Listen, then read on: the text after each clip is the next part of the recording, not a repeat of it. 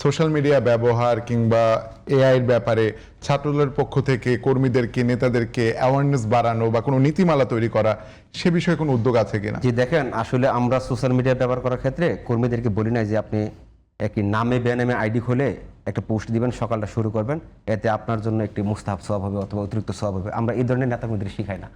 এবং আপনি গুপ্ত আইডিগুলো যদি দেখবেন যে তাদের সারাদিনের পোস্ট হচ্ছে গিয়ে মনে করেন যে ধর্মীয় রিলেটেড আর ছোটখাটো কাজ, যেটাকে মানে আমাদের কাছে ছোট অন্যদেরটার চেয়ে আমি আপনারটা আগে শুনতে যাচ্ছিলাম। তারপরে আমরা কর্মীদেরকে এই জিনিসটা শিখাই নাই যে আপনি এর নামে অপপ্রচার চালান, তাইলে আপনার জন্য আপনারা নিজেরাই তো করতেছেন।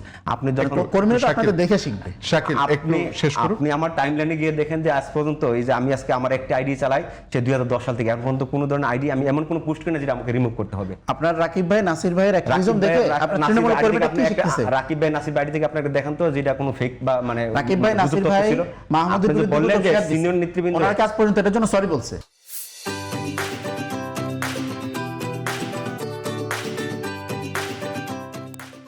আপনি শাহবাগ থানায় হামলা জাস্টিফিকেশন হিসাবে যে ফেক ফটো কার্ড আপনারা ছড়াইছেন, যে তারেক রহমান এবং জাইমা রহমানকে নিয়ে কুরুচিপূর্ণ ফেক ফটো কার্ড, এটা ফেক প্রমাণিত হওয়ার পরও রাকিব ভাই নাসির ভাইরা কেন এটা শেয়ার দিল? মানে আপনার সংসদ সদস্যরা পর্যন্ত শেয়ার দিছে ভাই। না না না, এটা যখন ডিনায়ালের মধ্যে থাকলে সমস্যা। এটাকে যখন প্রমাণিত হয়েছে, প্রমাণিত হওয়ার পরে এটা তো আমরা সবাই বিষয়টাকে অ্যাভয়েড করে গেলাম। এটা যখন এটা প্রমাণিত হয়েছে বিদায় তো বড় ধরনের কোনো কিছু হয় না। যদি প্রমাণিত না হতো তাহলে আপনারা নিজে আসতেন, আপনার দলের কর্মী যদি এরকম করতো আপনি নিজে শুধু জুলহাসের কানে পর্দাটা ফাটাই দিয়েছেন। জুলহাসের কানে পর্দা কে ফাটাইছে? আবার শাহবাগে না, আবার শাহবাগের ঘটনা না, আমরা সোশ্যাল মিডিয়ার ওই জায়গা থেকে আপনারা জুলহাস ইস্যুতে মহসিন হলে যে ধরনের বিতিকিচ্ছা তৈরি করছেন, ওইরকম বিতিকিচ্ছা আমরা তৈরি করতাম সারা বাংলাদেশের আনাচে কানাচে দেখতেন যে শুধু যারা ছাত্রলীগের মানে ছাত্র চাইছিল বিভিন্ন হামলার সাথে তাদের পোস্টার আপনারা একটু গঠনমূলকভাবে শেষ করি, অনেক তো ডিবেট হলো। হ্যাঁ, যে সোশ্যাল মিডিয়া আসলে বর্তমান রাজনীতির একটা বিশাল বড় একটা ফ্যাক্ট। এবং আমি আমার সংগঠন যে জিনিসটা বিশ্বাস করে, আমরা কখনো কোনো ধরনের গুজব প্রচার করি না।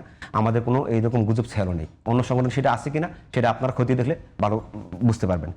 আর সোশ্যাল মিডিয়াতে শুধু আমাদের নেতাকর্মী না, এইখানে যারা সোশ্যাল মিডিয়া সচেতন তাদের প্রত্যেকেই আরও সচেতন হওয়া উচিত যে কোন জিনিসটা ফেক এবং কোন জিনিসটা রিয়েল। এই জিনিসটা চেক আউট করে তারপরে রিয়েকশনটা দেওয়া। তার আগে রিয়েকশন দিলে অনাকাঙ্ক্ষিত ঘটনা ঘটে যাবে, পরবর্তীতে এটা নিয়ে সেরা মানে ওই যে তিল থেকে তাল হয়ে যাওয়ার সম্ভাবনা আছে। তো সোশ্যাল মিডিয়া আমাদের রাজনীতিটাকে অনেকটা নিয়ন্ত্রণ করতেছে।